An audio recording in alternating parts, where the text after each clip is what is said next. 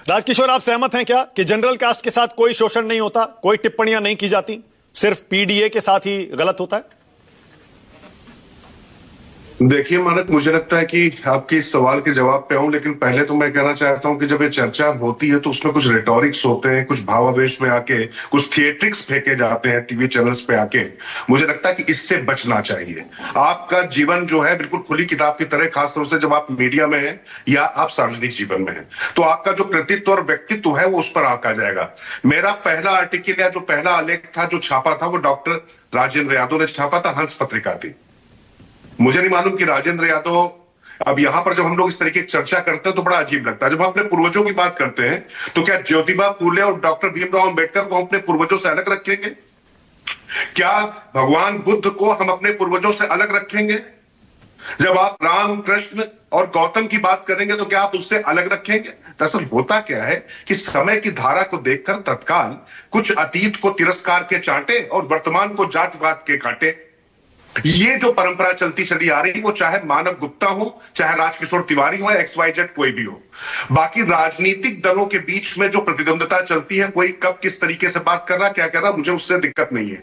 पर समस्या क्या हो रही है कि कुछ लाइक हिट्स और उस धारा के तहत जाने के लिए जिस तरीके की चीजें चल रही, वो दिक्कत है। आपका मूल प्रश्न था जिस पर मैं इस बहस में आया था, अखिलेश यादव ने कहा था कि क्या पीडीए से भारतीय जनता पार्टी डर गई है? मेरा एक सवाल में इसका एक लाइन में जवाब है हां।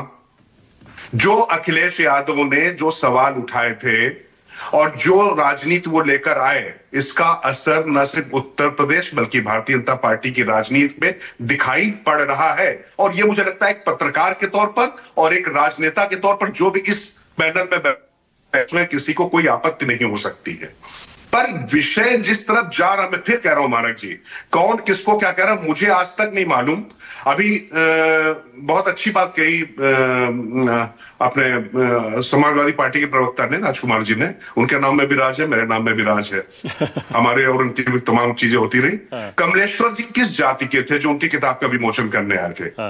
मुझे लगता है कि ये जो सतही राजनीति के लिए जो साहित्यिक और जो तमाम चीजें, इनको थोड़ा सा फेंकना चाहिए। और मैं फिर कह रहा हूं, ये थिएटिक्स रिटोरिक्स जो है ना, मैं इस पे पर्सनल टिप्पणी नहीं करूंगा मानक जी, क्योंकि मैं सबका बहुत सम्मान करता हूं। मैं बहुत जूनियर हूं पत्रकार के तौर पर भी, इसलिए मैं ज्यादा कुछ नहीं कहूंगा। लेकिन मुझे लगता है कि इनसे बचना चाहिए। आशुतोष, ओके, आशुतोष कुछ कहना चाह रहे हैं? समाज को अगर हम जोड़ नहीं सकते तो उसको बांटने के लिए इस तरीके की चीजें ना की जाए, ज्यादा बेहतर है। आशुतोष।